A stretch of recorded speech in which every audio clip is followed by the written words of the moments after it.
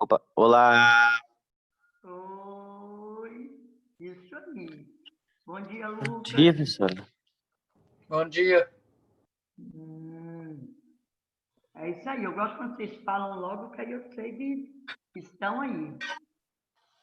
Matheus, Ana Clara, Ana Gabriele, Arthur, Bianca, Lucas. Bom dia, Kita. Bom dia. Vamos lá, deixa eu ver. 9 horas, então abrindo. Deixa eu ver, Isadora chegando. E aí nós vamos começar para poder dar tempo para a gente fazer tudo que quer, né? Então, hoje nós vamos começar fazendo o quê? Para a gente encerrar esse livro 4, né, que vai interpretação, gramática a gente já terminou, literatura já terminou, redação que eu queria a gente já viu, aí interpretação é que nós estamos aí, porque na nossa prova, quando vocês já receberam conteúdo, não, né? Acho que Danilo ainda não liberou, não. Mas eu coloquei lá histórias em quadrinhos. Aí tem, eu acho que é capítulo 12, se eu não me engano. Só que eu não vou ficar te cobrando lá em histórias em quadrinhos.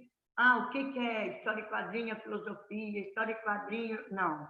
Vai ser assim, uma interpretação, tá? Então, para você saber que a história em quadrinho, né, tem algo, toda história em quadrinho, toda charge tem alguma coisa por trás dela. Mas isso aí depois, na hora que a gente estiver revisando a matéria, então eu falo.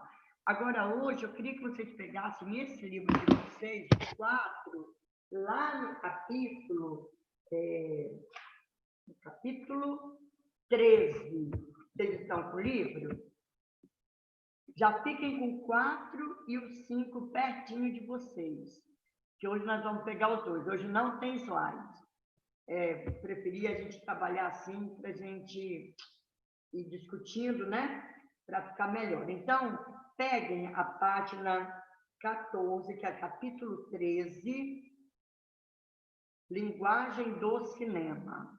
Quem sabe daqui a uns anos, né? Nessa turma não vai sair aí um ator de cinema, diretor de cinema, né? Quem sabe? Mas então hoje nós vamos ver exatamente isso, porque quando a gente pensa na linguagem, na nossa cabeça, vai lá, Júlia, quando você pensa em linguagem, assim, numa resposta bem rápida, quando você pensa em linguagem, o que vem à sua cabeça? Assim, rapidinho. Eu penso que pode ter dois tipos, né? Tem a linguagem verbal e a linguagem não verbal, que é das imagens. Isso, então, tá vendo? Ela pensa na linguagem, dos dois tipos de linguagem, a verbal e a não verbal, né? Isso aí.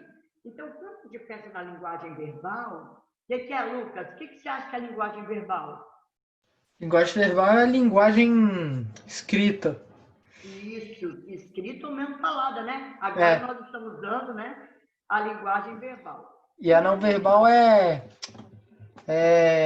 por exemplo, uma imagem. Isso, a linguagem não verbal, uma imagem. Então, quando a gente pensa assim nessa linguagem não verbal, eu não sei se vocês, mas eu, durante muito tempo, quando eu pensava na linguagem verbal, eu só pensava assim, as placas de trânsito, esses desenhos que tem. Ué, não vi você aqui me pedindo. Tem mais alguém chegando aqui? Aqui. Tá. É porque diz Murilo que eu não estava aceitando o pessoal. Agora já aceitei todo mundo. Então, eu, por exemplo, quando eu pensava em linguagem verbal, eu só pensava nisso.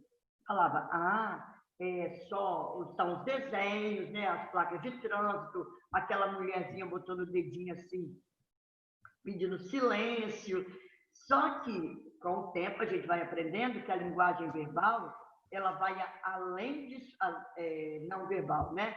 Vai além. Então, uma fotografia, ela tem linguagem. O cinema tem a linguagem. Então, nós temos a linguagem da fotografia, nós temos a linguagem do cinema, tá vendo? Então, é isso que nós vamos ver hoje. Então, aqui, só um pedacinho para a gente poder entender. Me acompanha, que depois eu posso pedir alguém para continuar a leitura, tá? Examinou o terreiro, viu Baleia coçando-se a esfregar a peladura no pé do turco. Levou a espingarda ao rosto. A cachorra espiou o dono desconfiada. Enroscou-se no tronco e foi se desviando, até ficar no outro lado da árvore, agachada e arisca, mostrando apenas... deixa eu aceitar aqui o Antônio. Mostrando apenas as pupilas negras. Em que página, Kita? Meu amor, página 14. Ah, tá, achei. Página 14, capítulo 13, interpretação textual. Mais alguém? Então tá. Aborrecida com essa manobra, Fabiano saltou a janela, esgueirou-se ao longo da cerca do curral, deteve-se no mourão do campo e levou de novo a arma ao rosto.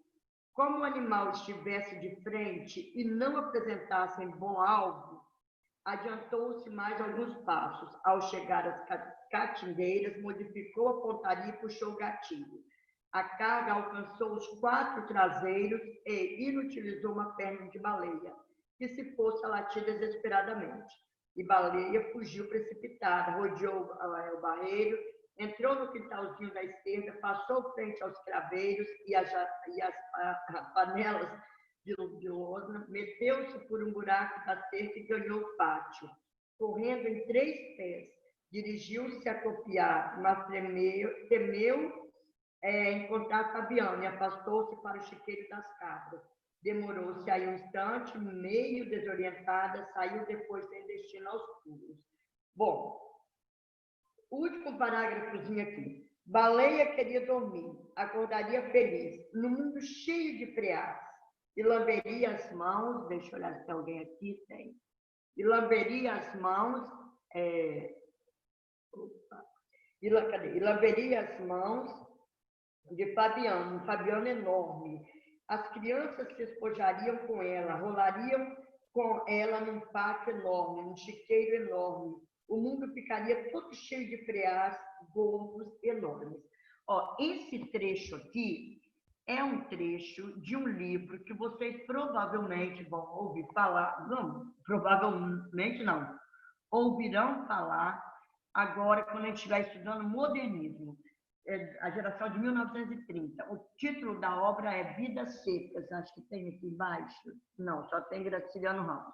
Então, Vidas Secas conta a história, essa baleia, ela se confunde com as pessoas. É uma família com 2 filhos, a mulher e o marido, e 2 animais, a baleia, que é uma cachorra, e uma preá.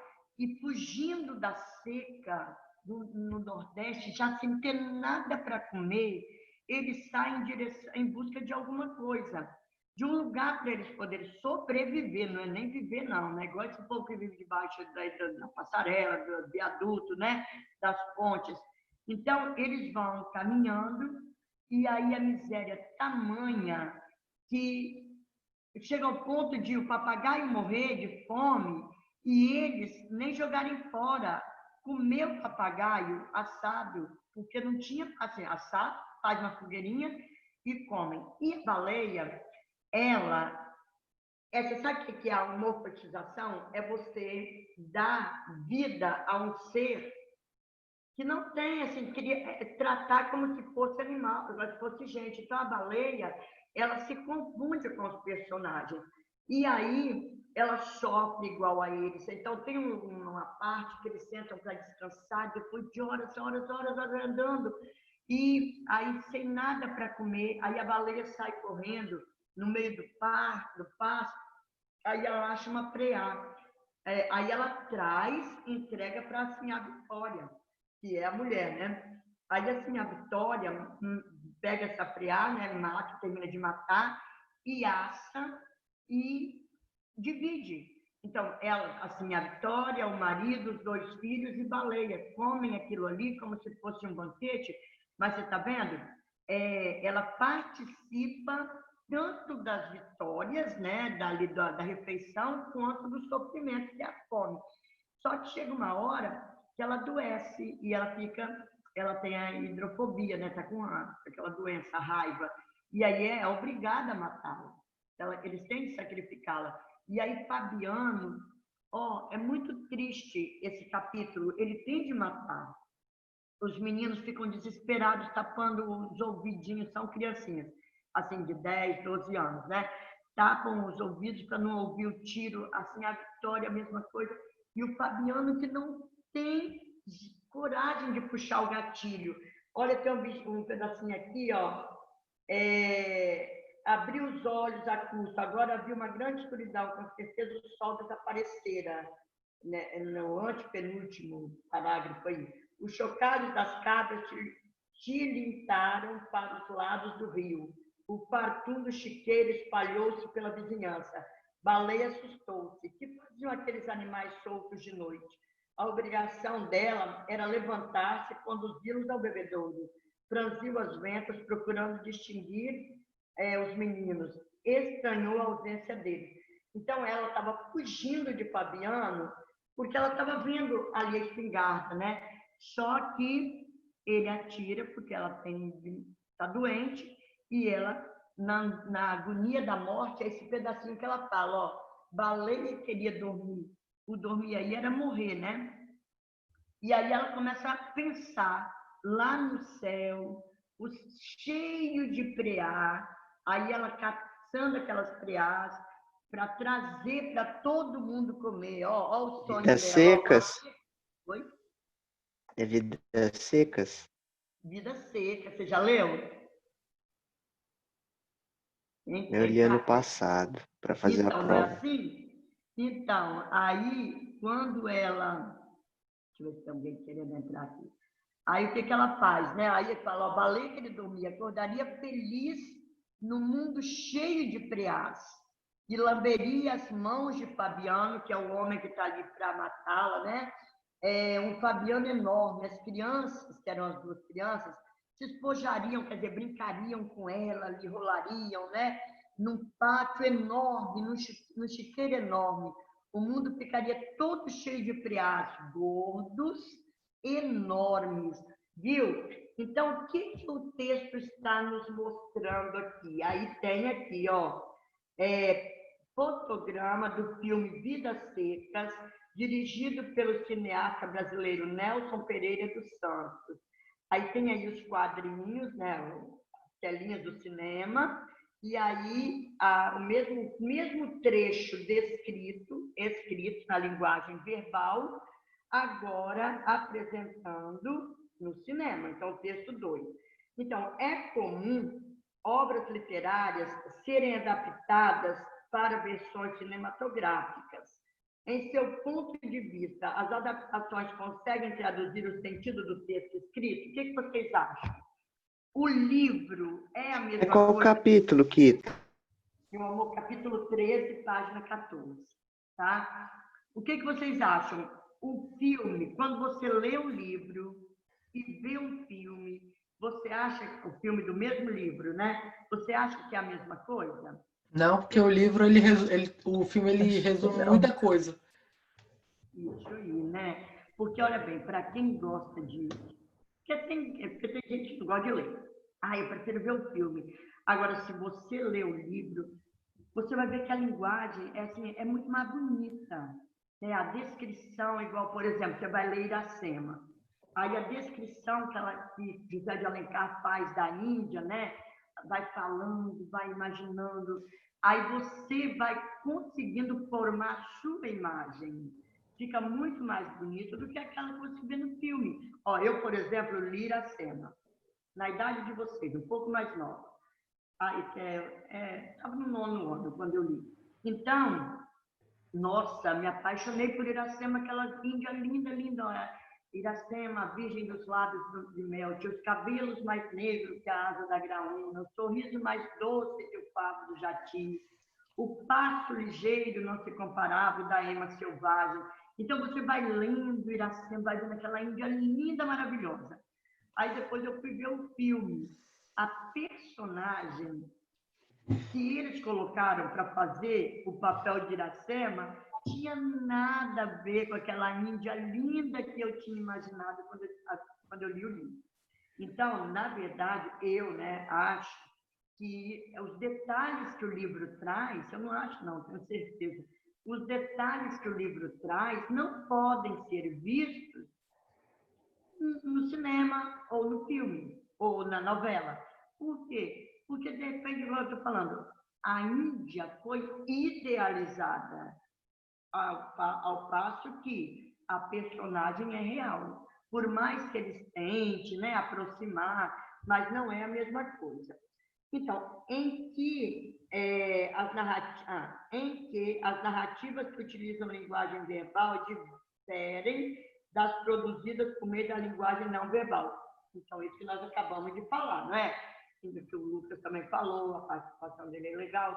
Não é a mesma coisa, né? Então, agora, nós vamos a... Que filme que vocês já gostaram, hein? Vocês, assim, gostaram de verdade? Ninguém nada. Não acredito que nunca tenha visto um filme. Nada. Olha bem, do texto para a teoria, ó. O ato de narrar acompanha o ser humano desde os tempos mais remotos, claro. Né? O povo antigo já contava suas histórias, já contava suas caçadas. Lá no início da civilização, ainda na época da invenção do fogo, já contava suas, como diz, suas caças. Tudo que eles faziam, eles já narravam. Isso aí é narrativa, né?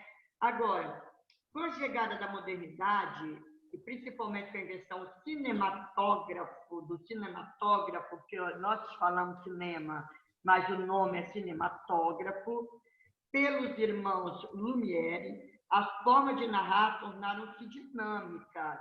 A primeira sessão de cinema, olha que interessante, gente, 50 anos, desculpa, a primeira sessão de cinema de apenas 50 segundos aconteceu em Paris em 1895. Qual o tamanho do filme? 50 segundos, nem um minuto, né? Nela, um pequeno público assistiu à chegada de um trem a uma estação francesa.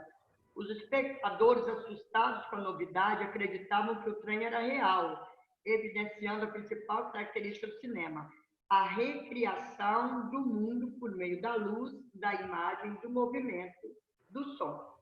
Então, de início, o cinema era mudo.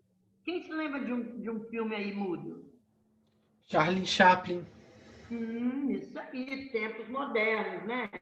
Era, ó, aí tem aqui embaixo também, cadê?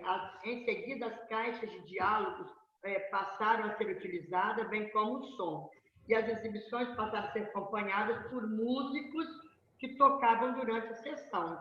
Somente em 1927, com o filme Cantor de Jazz, de Alan Crosland, né, o cinema tornou-se falado.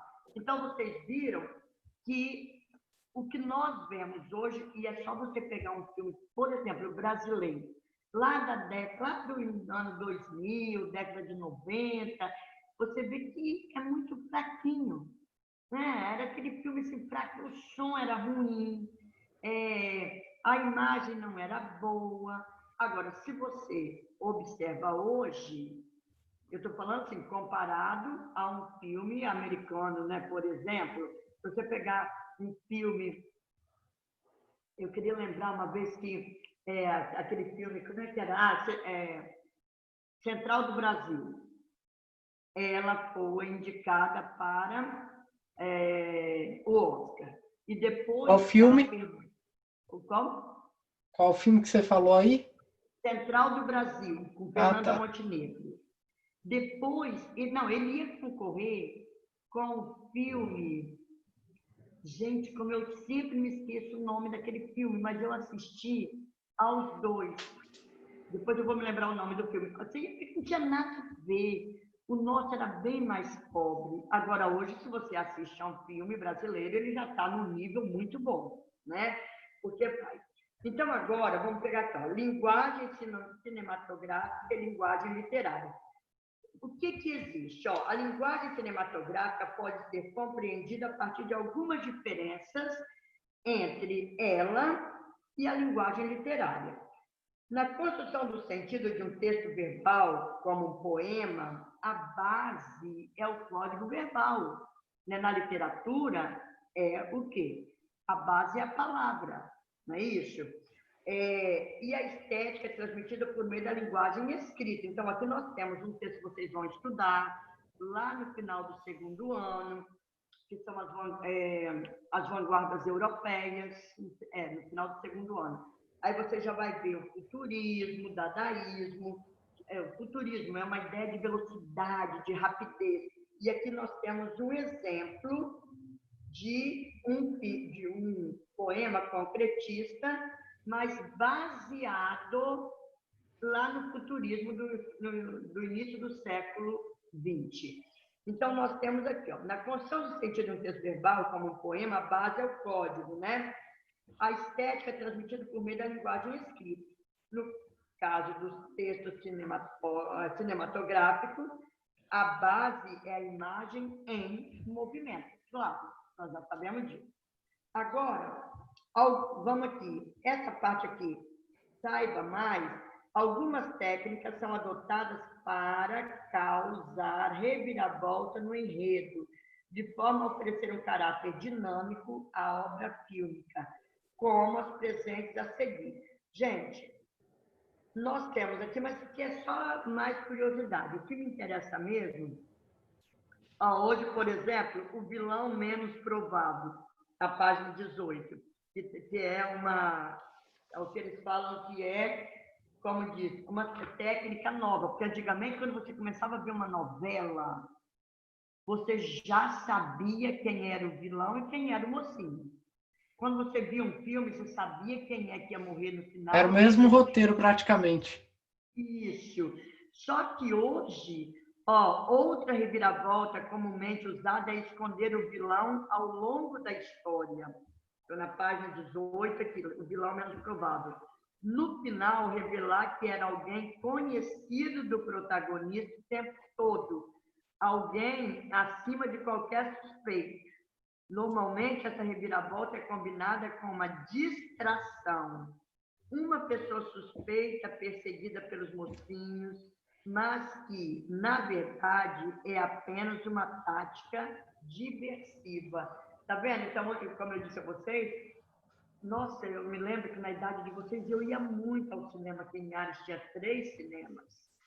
Então, na época, os filmes bons eram filmes de faroeste, aqueles filmes antigos de faroeste, né, Bang Bang.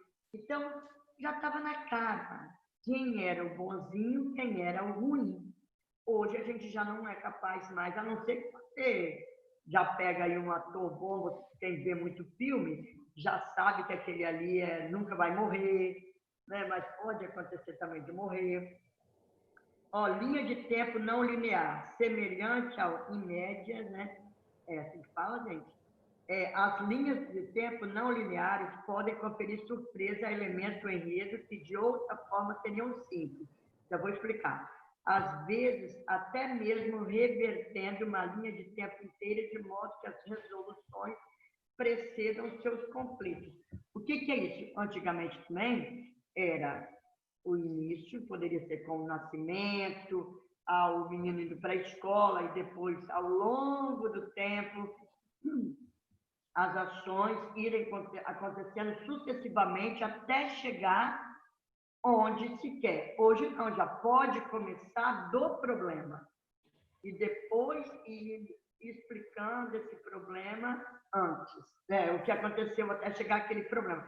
Essa semana mesmo eu estava vendo, eu não vejo esses filmes mais não, né? Não gosto não. Aí, mas pode acontecer, vamos pensar no Homem-Aranha.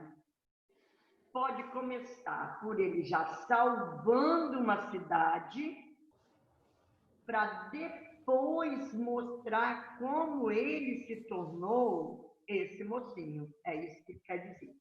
Agora, vamos lá. Quais são os principais recursos da linguagem cinematográfica? Eu acho que vocês que já assistem a filmes já sabem tudo isso aqui, né? Lucas, leia para nós. Câmera. Ao registrar os acontecimentos, a câmera materializa a trajetória das palavras por meio das imagens em movimento. Ela representa o olhar ou os múltiplos olhares das personagens e dos espectadores. Então, quer dizer, não basta, é tanto que como é que dá o nome do cara que tira foto? Lá no... não interessa. Aquele que fica com o câmera, né? O cameraman, ele fica ali, não é uma pessoa que, igual a mim, que pegaria ali e ficaria. Ele não. Eu já trabalhei aqui no curso de publicidade, de jornalismo aqui, quando eu tinha na faculdade de jornalismo, e a gente tinha essa matéria. Então, eles tinham uma matéria que chamava fotografia. Era igual você tem história, geografia, matemática, eles tinham essa matéria que se chamava fotografia. Por quê? Porque o cara que está com o câmera, ele fica ali numa posição estratégica, ele tem que dar movimento, ele tem que fazer as coisas acontecerem, né? Enquadramento. Vai, Esther, você que está aí na tela. É a forma como as personagens, o cenário e os objetos são organizados e aparecerão na tela. Algumas vezes, determinados elementos da narrativa ficam fora do enquadramento, ou aparecem apenas por meio de um detalhe mais expressivo ou simbólico. Aqui o filme que eu estou falando aqui embaixo, ó, a imagem dele. Então, se a gente vê em qualquer situação que é filmado, que nem tudo pode ser filmado, não é? Às vezes fica ali, ó, pela metade, pega só, então eles vão pegar aquilo que interessa, né? O plano. Vai lá, quem é que eu vou pedir agora? Vou pedir a Flávia, que faz tempo que eu não ouço a voz da Flávia. Flávia, leia para nós, plano.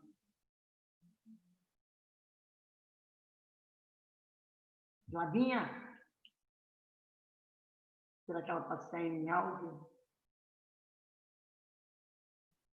Bom, então, Caio, leia para nós. Caio, plano. Eu acho bom vocês ficarem bem atentinhos aí para participar do que eu pedi. Quem é que gostaria de ler?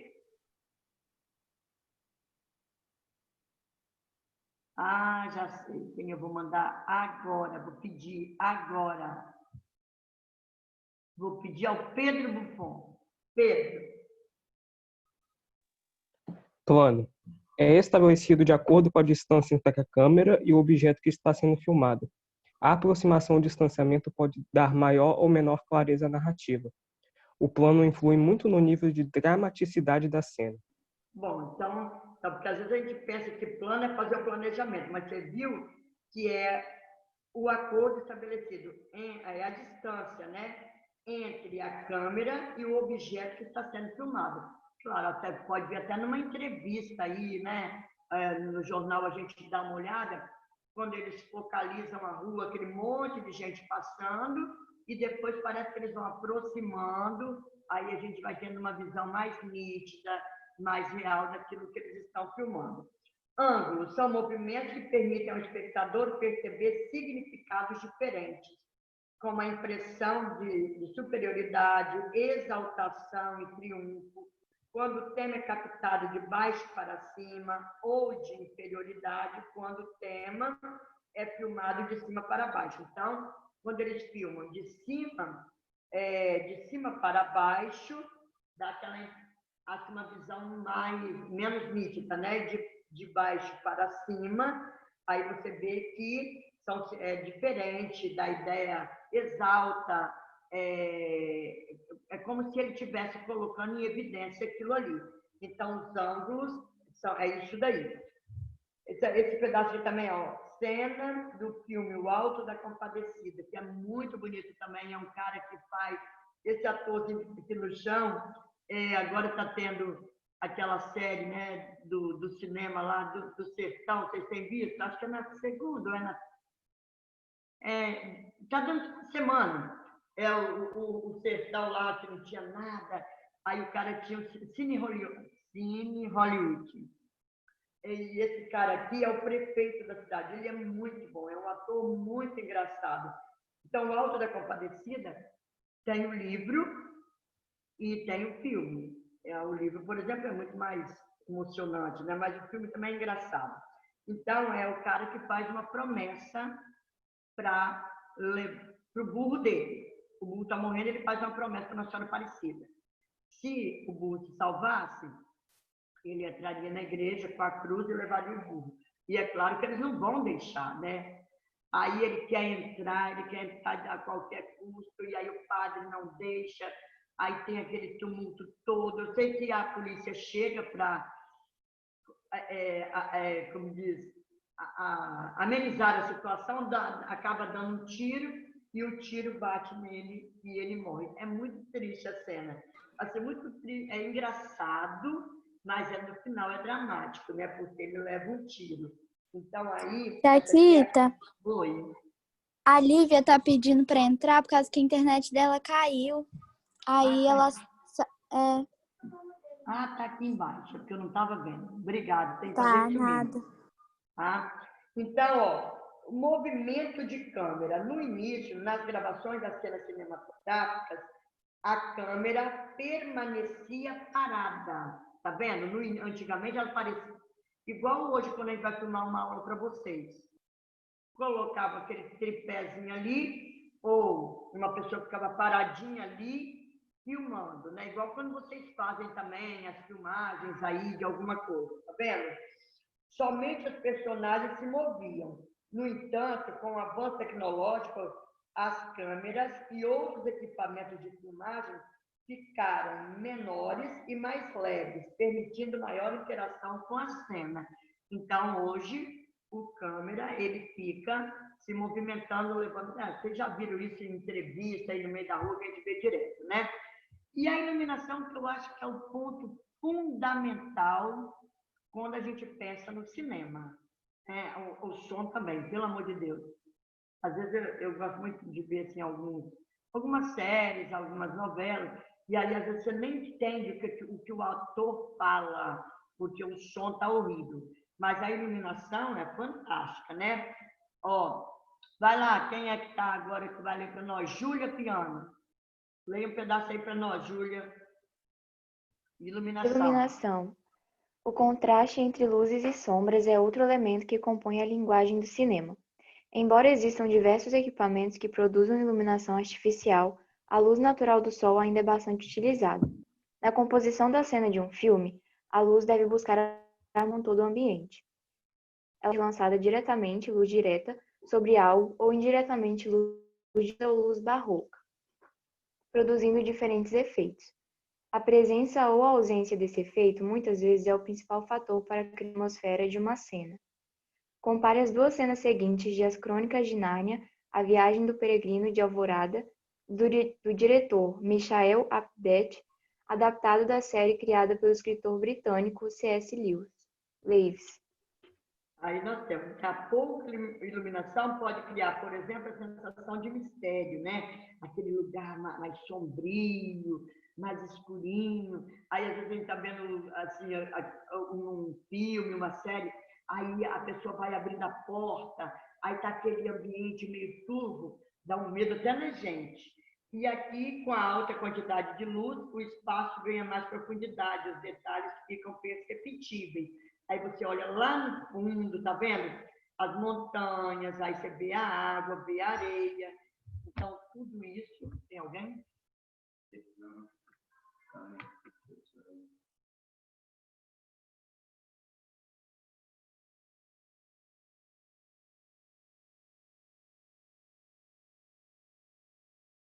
Aí, pronto, resolvi o meu problema aqui. Então, ó, isso aqui agora é a iluminação. A sonoplastia, que é o ponto-chave, né? O som é um dos recursos fundamentais da linguagem do cinema.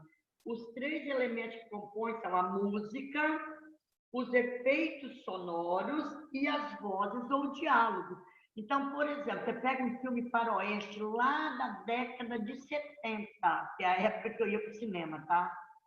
Aquele ano eu nunca fui a um filme aqui, nunca, nem no shopping, nem aqui no Conceição, mas na década de 70 eu era fominha de cinema. Existia o que a gente chamava de matinê, que era às 6 horas da tarde, todo domingo eu ia. Então, aí aquela música, né, na hora que começava aquele filme, então, aquele som parecia que vinha em direção a gente, era muito bonito. Então, ó, a música também é responsável pela progressão da narrativa, além de despertar sensações diversas no espectador, não é? Dependendo da música, a gente fica triste, a gente fica sente a música, a gente já fica com raiva, assim, não é que você está ali esperando a música, mas aquele som causa uma sensação na gente. Até na novela, por exemplo, a trilha sonora de um casal, a gente já fica triste com ele, fica alegre com ele, né? A interpretação de uma cena pode estar ligada à própria linguagem musical, visto que tanto a música como os diálogos e ruídos formam o que se pode chamar de texto sonoro.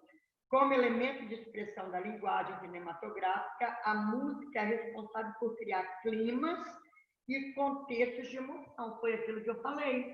Dependendo da música, você já sabe o que vai acontecer. Sem a música, teria um outro sentido, daria uma outra sensação na gente, né? Com os recursos tecnológicos, as trilhas sonoras se tornaram extremamente complexas. Os programas de computadores mais modernos permitem reunir diversos sons de instrumentos clássicos, eletrônicos e artesanais simultaneamente. A música pode ainda, na narrativa fílmica, remeter a um determinado contexto histórico, geográfico, social. Às vezes, relaciona-se a personagem com uma atitude, né? E o cenário que corresponde ao espaço ou lugares onde tudo acontece. Então, gente, as principais linguagens ou principais recursos da linguagem, né, cinematográfica são essas: a câmera, enquadramento, plano, ângulo, iluminação, sonoplastia e cenário. Então, o que eu quero de vocês agora? Assinalem aí a página 20, para vocês fazerem da 1 até a 4, até a 5. Para amanhã, que amanhã na nossa aula eu vou só corrigir, para a gente fechar isso aqui, tá? Então, fechando esse livro, e é interessante também que aí agora a gente, depois que eu vi e tal, a gente já vê um filme com uma outra visão mais crítica. Por que os críticos analisam? Por que um filme é considerado bom ou ruim? Quando esses recursos aqui, eles estão bem articulados. Por que antigamente o filme brasileiro, se você pegar um filme, eu me lembro de um filme, Marvada Carne, era o nome, Marvada Carne. Era malvada carne, era marvada. Nosso som era péssimo. Então, hoje você é capaz de avaliar o filme. A câmera estava muito bem enquadrada, né? Os planos, os ângulos, a iluminação, e aí você é capaz de avaliar o filme em bom ou ruim. Então, página 20 para amanhã, tá bom? Agora, eu quero que vocês peguem, deixe-me ver quanto tempo nós temos ainda 7 minutos. Vamos pegar o primeiro capítulo nosso do livro 5. Eu acho que eu vou colocar até um endereço de um link aí para vocês do SAS, que tem uma aulinha bem legal sobre adjetivo. Vou ver o que eu faço com vocês nisso aqui. Mas eu quero que nós avaliemos esse texto de introdução.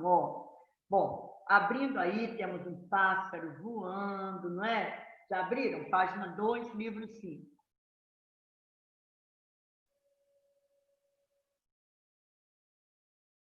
Pronto? Primeira página aí, né? Adjetivo. Mas bom mesmo são os adjetivos, os puros adjetivos isentos de qualquer objeto. Verde, macio, áspero, quente, escuro, luminoso, sonoro, lento. Eu sonho com uma linguagem composta unicamente de adjetivos, como o deserto é a linguagem das plantas e dos animais. Então, quais são os adjetivos que nós temos aqui nesse texto? Verde, macio, áspero, rente, escuro, luminoso, sonoro, lento. Isso, e tá vendo? Então, aqui o poeta fala que ele sonha com o adjetivo sozinho, né? Porque o adjetivo, na sua regra, é a palavra Que caracteriza a outra. Isso.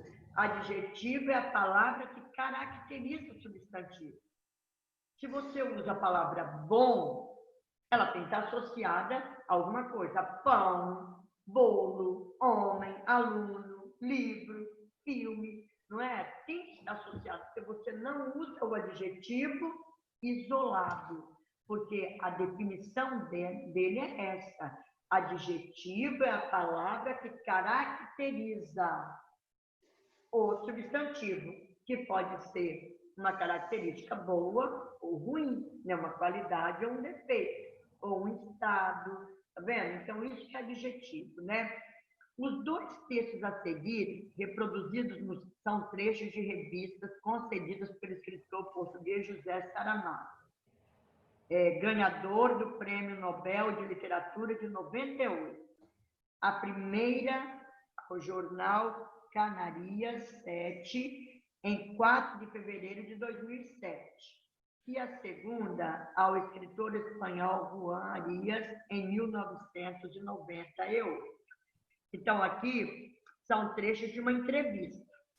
E esse aqui é o José Saramago, né? Então, vamos ver o que ele fala. Eu não quero tomar o tempo de vocês, faltam 4 minutos. O que ele fala da educação e da instrução. Ó, a educação me preocupa muitíssimo. Que sono, hein, Sérgio? Estou te vendo aí. Pois é, né? A educação me preocupa muitíssimo, sim. Sobretudo porque é um problema muito evidente, claro, transparente. E ninguém faz nada a esse respeito. Confundiu-se a instrução com a educação durante muitos anos. E agora estamos arcando com as consequências. Aí destaca esse pedacinho, ó. Instruir é transmitir dados e conhecimentos. Educar, pode destacar, é outra coisa, é inculcar valores. Aí tá bom. Se para ser educado fosse necessário ser instruído previamente, eu seria uma das crianças mais ignorantes do mundo. Meus familiares eram analfabetos. Como iam me instruir? Impossível. Mas me educaram, inculcaram em mim, destaquem aí, ó, mas me educaram, inculcaram em mim valores básicos, fundamentais. Tá bom. Eu morava numa casa paupérrima, destaquem aí, casa paupérrima, e saí dali educado. Destaquem educado. Milagre? Não, não há milagre nenhum.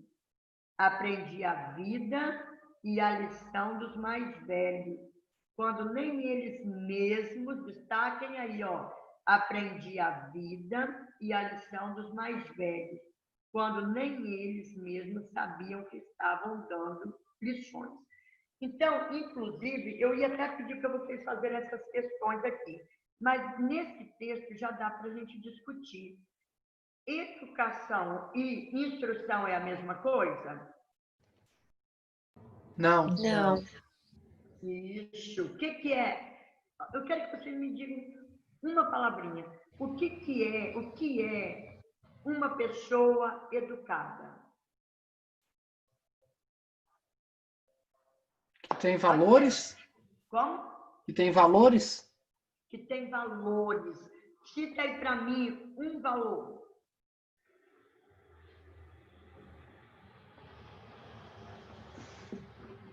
lá. Respeito. Respeito, muito bem. Então, isso aí. Educação é uma formação do homem de caráter, ética, né? Valores. Então, instrução, segundo ele, é o quê? Só passar dados e outras coisas. Isso mesmo. É a aquisição de dados, é o que você aprende em matemática, história, geografia, literatura, língua portuguesa. Então, quantas pessoas que são instruídas, mas não são educadas? Gente, nós não vamos longe. Às vezes você entra no consultório médico, instrução do médico tem de montão. Né? Ele passou 6 anos fazendo um curso, depois ele passou 12 anos na escola, depois ele vai para a faculdade, fica mais 6 anos, 18, depois ele vai para uma residência, fica aí mais 3, 4 anos, pelo menos 22 anos ele passa dentro de uma sala de aula recebendo instrução. Só que muitas vezes ele é mal educado ao extremo, né? Ele não te deixa. Se ele for mal falar. educado, a instrução não adianta de nada. Isso. E quantas pessoas que não têm nenhuma instrução e são tão educadas, né? Então, é isso que ele está falando. Ele fala aqui, ó, aprendi a vida e a lição dos mais velhos, quando nem eles mesmos sabiam que estavam dando lições. Quer dizer, quantas pessoas que nos ensinam, né, sem eles saberem que estão ensinando alguma coisa para nós. Agora, eu queria... Já passamos da hora, né? Eu quero que vocês leiam em casa o texto 2, só para a gente discutir amanhã. E eu quero que vocês façam a lição, a atividade 5, 6 e... de 5 até 9. A 9 é pessoal, não quero não. De 5 a 8. Então, nós temos 2 tarefas para amanhã. Hoje à tarde vocês vão ter que estudar, hein? Uma é da linguagem cinematográfica, da gente corrigir amanhã, e a outra é a desse daí, sobre adjetivo, que é só das 5 até a 8, tá bom? Eu vou fazer uma chamada rápida. A Júlia está aí, Lucas, Matheus, Dias, Ana Gabriela, Caio, Pedro Buffon, Rânia, Marina, Esther, Flávia, Bianca, Pedro Nunes, Gustavo, Maria Luísa, Rafael, Isadora, Laila, Júlia e Sara, as duas, e a Cassiana e a Lara. Então, quem eu não vi aí? A Murilo eu já vi, Pedro Buffon eu vi, Rafael eu vi, Rafaela, tá aí, Rafaela? Tá não? A Rânia eu vi, as duas Saras eu vi. Será a Ana Gabriela? Arthur Pandolfi, eu não vi. Tá aí, Arthur? Aqui, Ita. Oi. Eu só tô conseguindo falar pouco por causa que eu tô com problema no microfone, viu? Não, meu amor, eu tô vendo aí Gabriel Dazi, né? O Henrique não tá não, né? A Esther tá, Flávia, Gabriel Dazi, Gonçalo, tá aí hoje? Não, os demais estão. Lívia, Lucas, Marina, Matheus, o Neda também tá não, né? Aí os Pedro, Rafael, Rafaela aqui também. Agora lá na outra turma. Aline, tá aí? Tô aqui. Tá aí, eu quero você falando, hein, Aline? Eu tô falando. Não falava tanto, agora tá aí caladona. A Ana Clara. Tô aqui, Kita. Tá aí. O Antônio, acho que tá também, que eu vi. Eu ia até pedir Antônio para ler. Cadê Antônio? Tá aqui. Arthur Machado, cadê? Tô aqui, Kita. Tá aí, tô vendo. O Caio, gente. Tá, claro. Cassiana. Tô aqui. Tá ali. Davi, tá aí, gente? Davi, não. Davi, não. Diego tá, né? O Vitor Presente, tá. tá aqui. E o Eduardo, tá não? Ah, o Neymarzão tá ali. Cadê Eduardo? Não tá, não? Eric. Nada. Isadora, eu acho que eu vi Isadora. Isadora. Pessoal, vocês estão vendo Isadora? Eu vi Isadora chegando, acho que ela saiu já.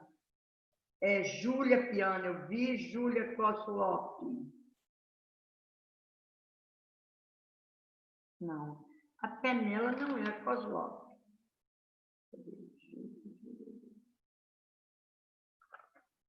Tá, então não tá. Lara, tá? Maria Eduarda, tá aí hoje?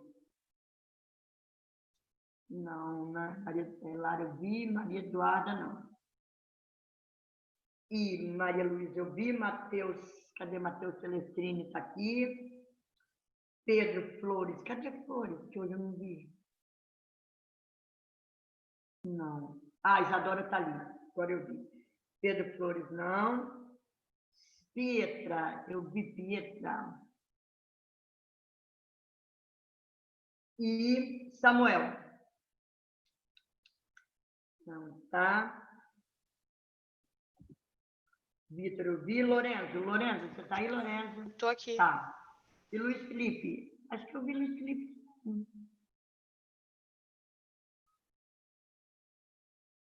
Tá bom. Gente, fiquem com Deus.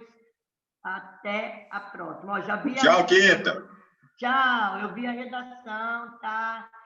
Depois amanhã eu falo sobre isso. Mas vamos lá. Tchau para vocês. Fiquem com Deus. Fazer a tarefa de casa, hein, bonitinhos?